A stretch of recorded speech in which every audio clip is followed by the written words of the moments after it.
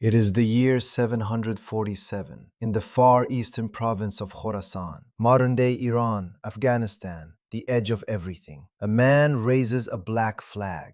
Imagine the scene: the wind off the steppe, the dust, the smell of horses and leather and sweat, a crowd of soldiers, farmers, merchants, former slaves, people who have traveled days just to be here. And this man steps forward, and he lifts a banner that is not white. His name is Abu Muslim. Nobody is entirely sure where he came from. Some say he was a slave, some say he was Persian nobility. What everyone agrees on is that he was brilliant, ruthless, and patient, and that he had been waiting for this moment for a very long time.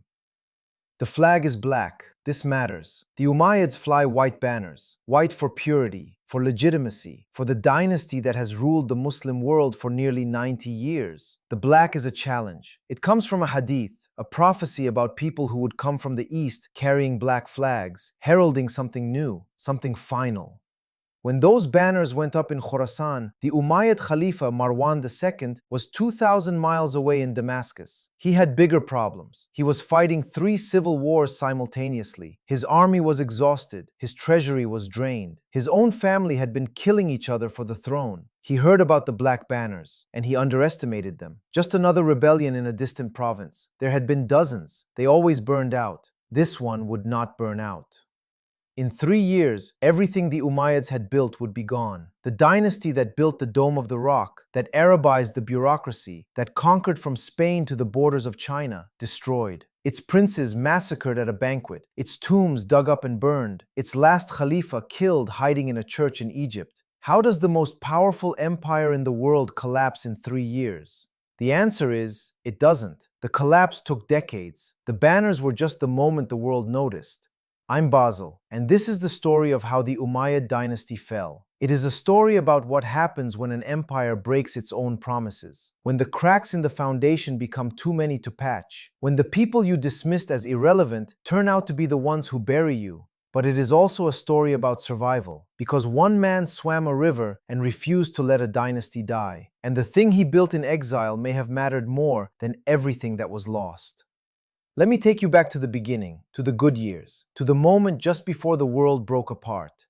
To understand the fall, you have to see what was falling. At its peak under Hisham ibn Abd al-Malik, the son of Abd al-Malik, the last truly effective Umayyad Khalifa, the empire stretched from the Atlantic coast of Spain to the borders of China, from the walls of Constantinople to the Sahara, the largest empire the world had ever seen. Hisham ruled for 19 years, from 724 to 743. He was not charismatic. He was not a builder of monuments like his father, but he was competent. He was careful. He held things together.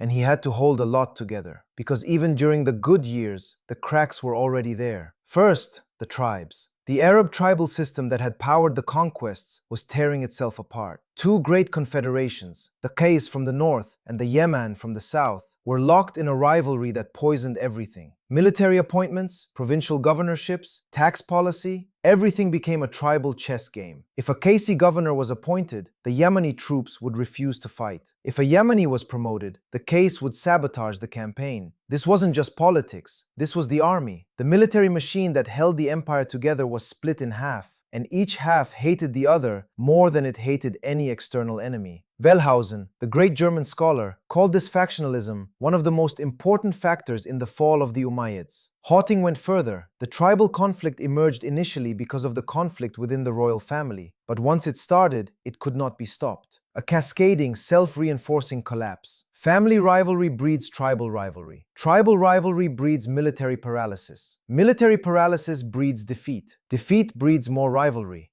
Second, the Mawali. This is the word for non-Arab Muslims. Persians, Berbers, Egyptians, everyone who had converted to Islam but wasn't born Arab. And here is the scandal at the heart of the Umayyad state. Islam promised equality. The Quran declared it. The Prophet, peace be upon him, lived it. But the Umayyads didn't deliver it. Non-Arab converts couldn't work for the government, couldn't hold officer positions in the military. And here is the worst part. They still had to pay the jizya, the tax that was supposed to be only for non-Muslims. You convert to Islam, you take your shahada, you pray 5 times a day, and the state still taxes you like a dhimmi because your blood isn't Arab. Think about what that does to a person. Think about what it does to millions of people. You were told that Islam erases the lines between nations, between races, between the slave and the free. And then the state that calls itself Islamic draws the line right back. This was not a minor administrative injustice. This was an existential betrayal. The entire moral authority of the Khilafah rested on the idea that it was a continuation of the Prophet's mission, peace be upon him. And the Prophet's last sermon had said it plainly: no Arab has superiority over a non-Arab. The Umayyads heard that, and they said, except in our government, our military, and our tax code. There had been one Khalifa who tried to fix this, Omar ibn Abdul Aziz, who ruled briefly from 717 to 720. He ended the jizya on converts. He declared that all Muslims were equal, Arab and non-Arab alike. The pious loved him, the treasury did not. And after he died, suspiciously young, the reforms were reversed. The discrimination came back. And now it was worse, because the Mawali had tasted equality and had it taken away. Third, the frontiers. The empire was fighting on too many borders at once. Franks in the west, Byzantines in the north, Khazars in the Caucasus, Turks and Sogdians in Central Asia. In 732, the Muslim advance into France was halted at the Battle of Tours. In 740, the Byzantines crushed an Arab army at Akroinon in Anatolia. That same year, the Berbers of North Africa, themselves Mawali, themselves treated as second class, rose in the largest revolt the empire had ever faced. The Great Berber Revolt of 740 to 743 was the first successful secession from the Arab Empire. But it did something even more devastating than lose territory. It consumed the last reserves of Syrian military manpower. The Syrian Jund, the professional army that had been the backbone of Umayyad power since the days of Muawiyah, was sent to North Africa and ground to pieces fighting Berbers in profitless battles. When the crisis came, there would be no army left to stop it. And there was a fourth crack, the deepest one: legitimacy. The Umayyads had always had a legitimacy problem. They were seen as mulk, worldly kings, not true khalifas. They had come to power through war, not through shura. The pious called them tyrants. The Shia called them usurpers. The Kharijites called them heretics. The only thing that held it all together was competence. And when competence disappeared, Hisham died in 743, and what followed was catastrophic. His nephew Al-Walid II became Khalifa, and Al-Walid was a disaster. The classical sources, and here I should note that these sources were mostly written under the Abbasids, who had every reason to make the last Umayyads look terrible, paint a picture of a man consumed by wine, music, and debauchery. A Khalifa who held court with poets and singers instead of governors and generals. The most damning accusation, that he shot arrows at the Quran. Whether this actually happened or whether it was Abbasid propaganda designed to justify what came next, we can't be certain. But it doesn't matter in a way. What matters is that people believed it. The image of a Khalifa, the supposed deputy of God on earth, using the Book of God for target practice. Remember, just 60 years earlier, Abdul Malik had closed the Quran and said farewell. That was a man choosing power over piety, and the sources treat it as tragic. Now his great-nephew is reportedly using the Quran for target practice. That's not tragedy, that's farce. And that image, whether true or invented, destroyed whatever legitimacy the dynasty had left. In Karbala, the Umayyads had killed the grandson of the Prophet, peace be upon him. Now they were reportedly desecrating his book. For millions of Muslims, there was nothing left to defend. Al-Walid lasted about a year. He was assassinated in 744, not by an outside enemy, by his own cousin Yazid, a Umayyad killed by Umayyads. The dynasty was devouring itself. And the killing didn't even solve anything. It made everything worse, because now the Umayyad family itself was split. Those who had supported Al-Walid wanted revenge. Those who had killed him felt justified. Every branch of the family now had blood debts against every other branch. The royal family became a microcosm of the tribal wars destroying the empire. The same pattern, replicated at every level. Then Yazid III took power. He died within 6 months. Then his brother Ibrahim, 2 months. Then he was overthrown by Marwan II, a distant cousin from a different branch of the family. 4 Khalifas in roughly 1 year. Think about what that does to a state, to the bureaucracy that depends on stable leadership, to the army that needs to know who it's fighting for, to the provinces that are watching from the edges, calculating whether the center can hold. Marwan II was the last Khalifa, and the cool irony is that he was actually capable. He was a military man. He had fought the Byzantines and the Khazars. He was tough. experienced, and intelligent. But he inherited an impossible situation. The third fitna, the third great civil war of Islam, was already raging. Qais against Yaman, province against province, Kharijite rebels seizing cities, his own relatives plotting against him. He spent his entire 6-year reign fighting, not building, not governing, just fighting to keep the burning house from collapsing entirely. And while he fought, far away in Khorasan, a man named Abu Muslim was raising black banners. Here is the tragedy of Marwan II. He was the right man for a crisis, but by the time he arrived, the crisis had become a catastrophe. He was a general in a situation that needed a prophet. He could fight armies, but he couldn't fight the idea that his entire dynasty was illegitimate. He couldn't undo 90 years of broken promises to the Mawali. He couldn't unkill Hussein at Karbala. He couldn't unbombard Mecca. He couldn't make the Qais and the Yaman stop hating each other. He was trying to hold water in his fists, and it was running through his fingers. Now I need to tell you about the most sophisticated revolutionary movement in the pre-modern world. The Abbasid Da'wah, the Abbasid call, had been operating in secret for nearly 30 years before the banners went up. Since about 719, a generation of clandestine organizing. Think about what that means. While Umayyad khalifas were building palaces and fighting wars, an underground network was quietly spreading through the eastern provinces, converting soldiers and farmers and scholars, building cells, waiting. The organizational structure was precise. 12 naqibs, chiefs, each overseeing networks of 70 da'is, missionaries. They spread a single message across Khorasan. The current rulers are illegitimate. The Prophet's family, peace be upon him, should hold power. Change is coming. The da'is worked the villages and army camps. They would appear at a market, strike up a conversation, drop a hint. They would attend a prayer gathering and whisper afterward. They recruited one man at a time, and each recruit was made to swear an oath of secrecy. If you were recruited, you did not know the names of anyone more than one level above you. If you were caught, you could not betray the network. This was not a mob, this was an intelligence operation. And here is the genius of it. They never said which member of the Prophet's family would take over. Their slogan was, Al-Rida min Ahlil Bayt, the chosen one from the Prophet's family. That's it, deliberately vague. If you were Shia, you assumed it meant a descendant of Ali. If you were sympathetic to the Abbasids, you knew it meant a descendant of Al-Abbas, the Prophet's uncle. Everyone heard what they wanted to hear. By the time people realized the Abbasids had used Shia loyalty to seize power for themselves, it was already done. The historian Moshe Sharon called this the first revolution in Islam, which caused not merely the change of dynasties, but the end of the formative period of Islamic civilization. It was, he wrote, the story of a messianic movement striving and succeeding in establishing the throne of its Caliph Messiah. And it worked because of something the Umayyads never understood. You can defeat an army, you can execute a rebel leader, but you cannot defeat an idea that lives in the hearts of people who have nothing left to lose. The Mawali had been promised equality and denied it. The Shia had been promised justice and witnessed Karbala. The pious had been promised a khilafah and received a mulk. When the Abbasids said, change is coming, millions of people were ready to believe. And at the center of it was Abu Muslim.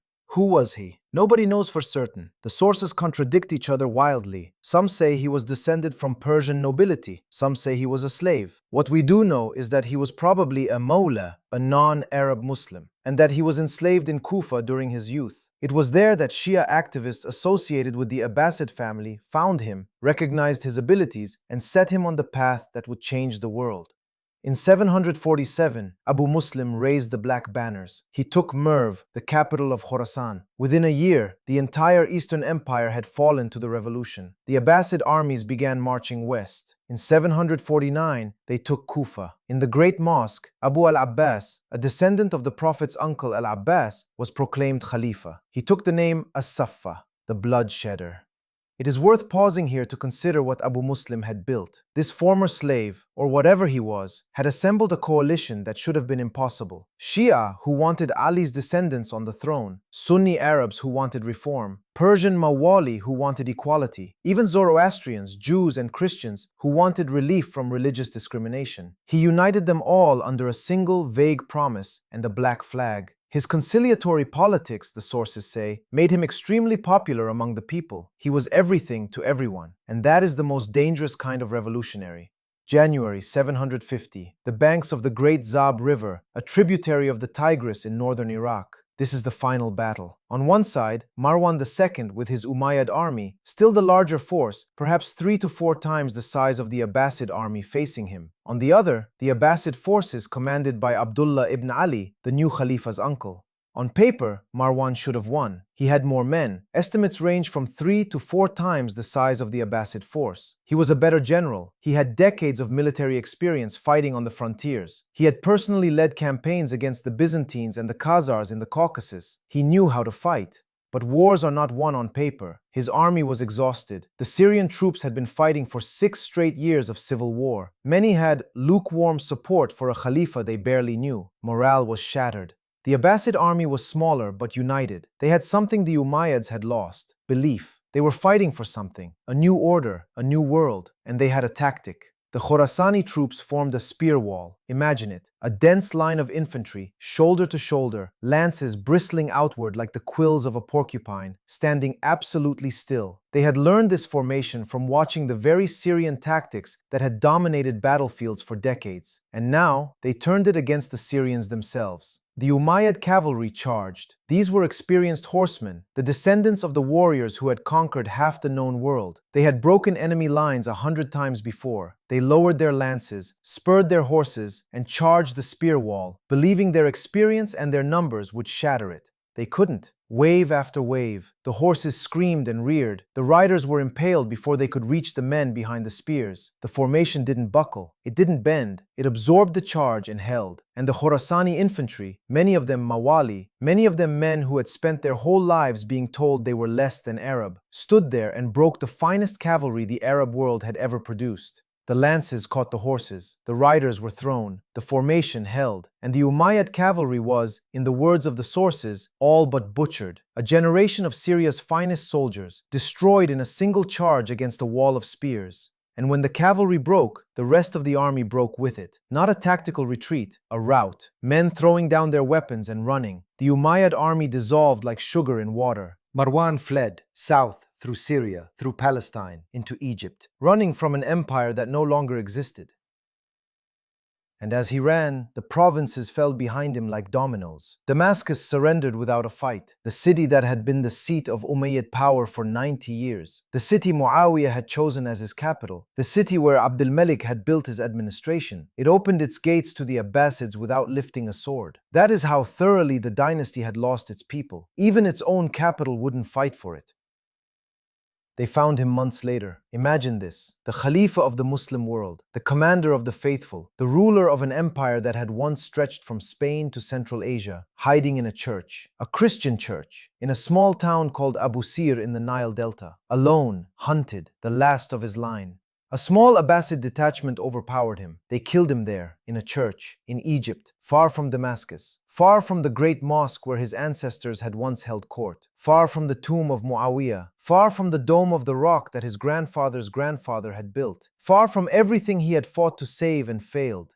The sources say he fought when they came for him, even at the end, even alone, even knowing it was over. The last Umayyad Khalifa died with a sword in his hand.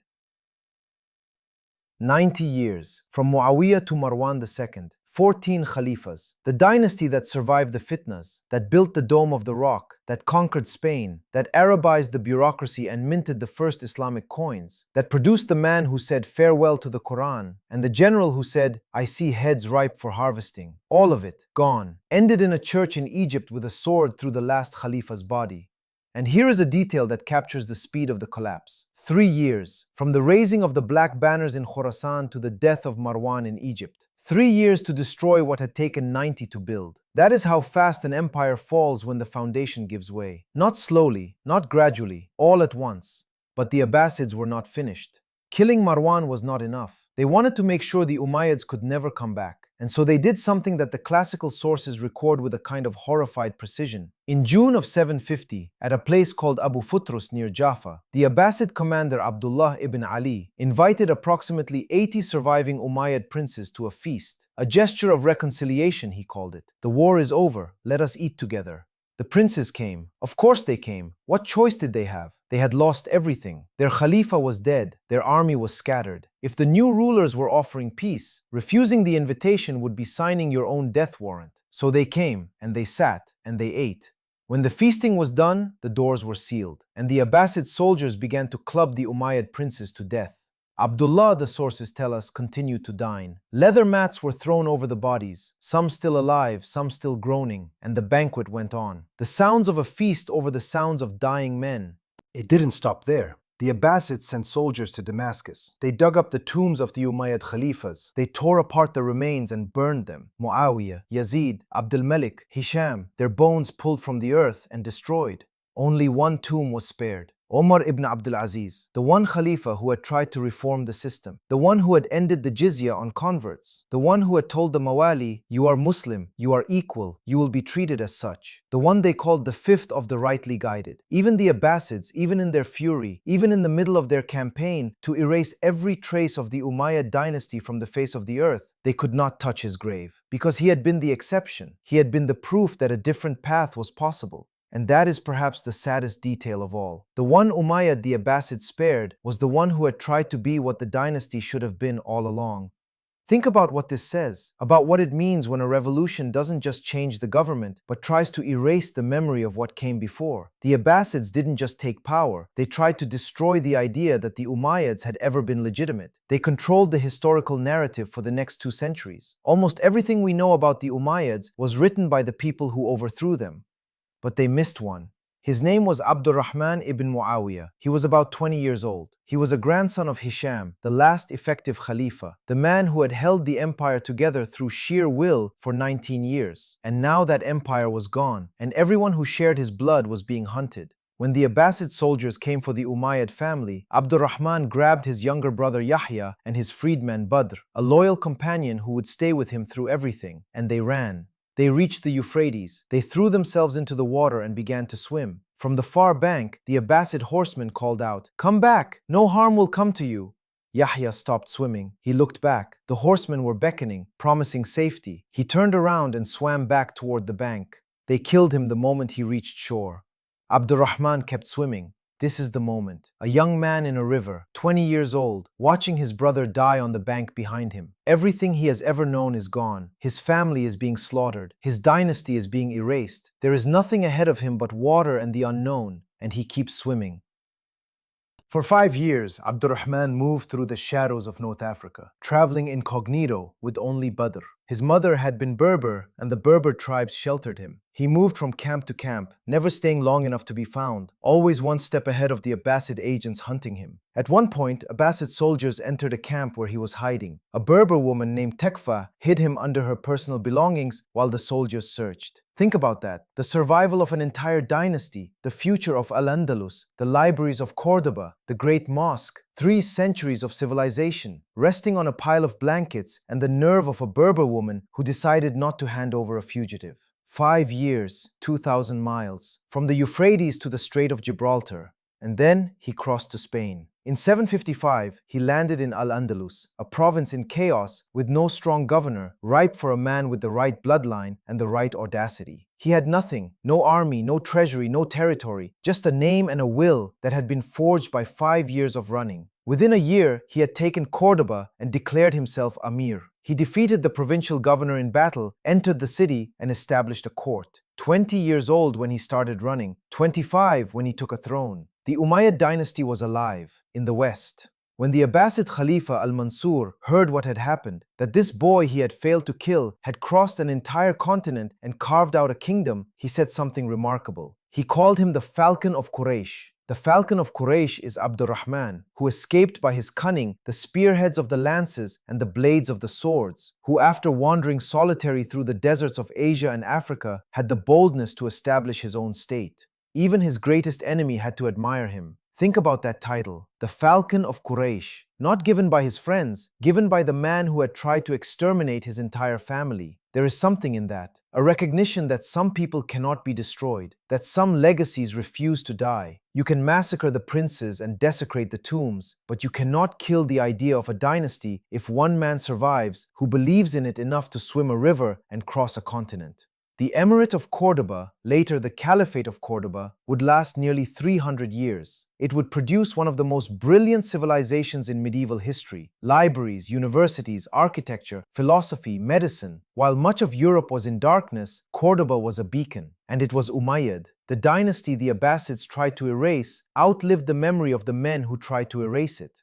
And there is one more layer to this story that I find extraordinary. The Abbasids had promised the Mawali equality, and they delivered it. Under the Abbasids, the old Arab privilege was genuinely dismantled. Persians, Turks, Berbers, all were welcome in government, in the military, in the intellectual life of the empire. The revolution actually changed things, but it was paid for with a river of blood, and the people who organized it, the true believers like Abu Muslim, were consumed by it. Abu Muslim, the man who had spent decades building the underground, who had raised the black banners, who had won the battles that put the Abbasids on the throne. 5 years after the revolution, the Khalifa al-Mansur invited him to a private meeting. When Abu Muslim entered, armed guards surrounded him. Al-Mansur clapped his hands. That was the signal. They cut him down where he stood, the architect of the revolution, killed by the dynasty he created. When his body was rolled up in a carpet and carried out, one of the guards reportedly said, "We have killed the man who would have killed us all." Revolutions have a terrible habit of eating their own. The Abbasids used Abu Muslim the way Abu Muslim used the Shia, as a tool, and when the tool had served its purpose, it was discarded. So, what did we just witness? The standard narrative says the Umayyads fell because they were corrupt, illegitimate, and oppressive, that the Abbasid revolution was justice finally arriving, that the black banners were righteous. And there is truth in that. The Mawali problem was real. The tribal factionalism was real. The succession of weak, dissolute khalifas at the end was real.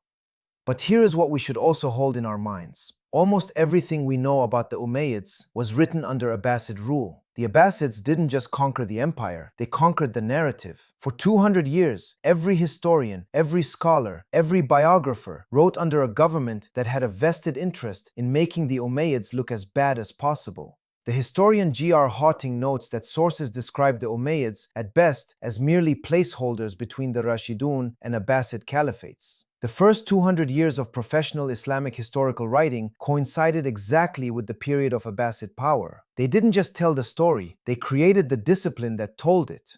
Does that mean the Umayyads were innocent? No. The discrimination against the Mawali was real. The tribal politics were destructive. The late Khalifas were unworthy of the office. But it means we should hold the narrative lightly. The people who wrote the history had blood on their hands too. The Banquet of Blood, the desecration of tombs, the murder of Abu Muslim, the very man who had won the revolution for the Abbasids. In 755, just 5 years after the revolution, Khalifa al-Mansur lured Abu Muslim to a meeting and had him killed. The man who had organized the underground for decades, who had raised the black banners, who had won the decisive battles, murdered by the dynasty he had put on the throne. Because that is what power does. It uses people, and when it is done using them, it disposes of them. The Abbasids accused the Umayyads of being tyrants, and then they became the thing they had accused. There is something I keep coming back to across all 4 of these deep dives, a question that has been running underneath every episode like an underground river. What does power cost?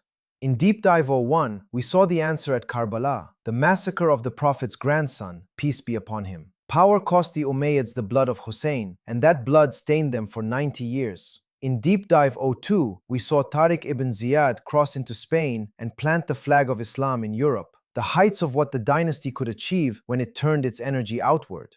In Deep Dive 03, we watched Abdul Malik close the Quran and say farewell, and build the infrastructure of Islamic civilization at the cost of his own soul. He chose power over piety, and on his deathbed, he wished he had been a laborer. And now, in this final chapter, we watch it all come apart.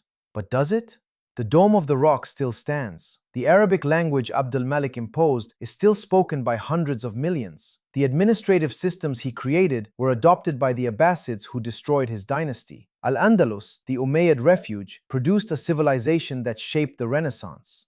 The Abbasids desecrated the tombs, but they kept the language, they kept the coinage, they kept the bureaucracy, they kept almost everything the Umayyads had built and called it their own. What falls exactly when a dynasty falls? The family falls, the name falls, the power falls, but the world they built, the language, The architecture, the systems, the ideas, that world keeps turning. The Abbasids destroyed the Umayyads and then spent 2 centuries living in the house the Umayyads had built.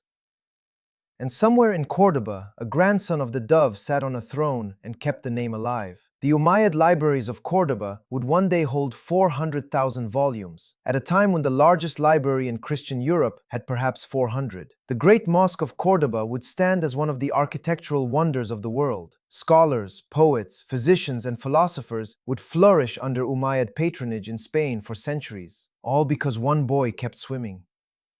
Abdul Malik had said farewell to the Quran. His grandson's grandson was killed in a church, and his great-grandson's grandson swam a river and built a kingdom. Nothing really ends, it just changes shape. What does it cost? And what survives? This has been Deep Dive 04 of the Umayyad Dynasty series. I'm Basil. Thank you for listening. And remember the falcon.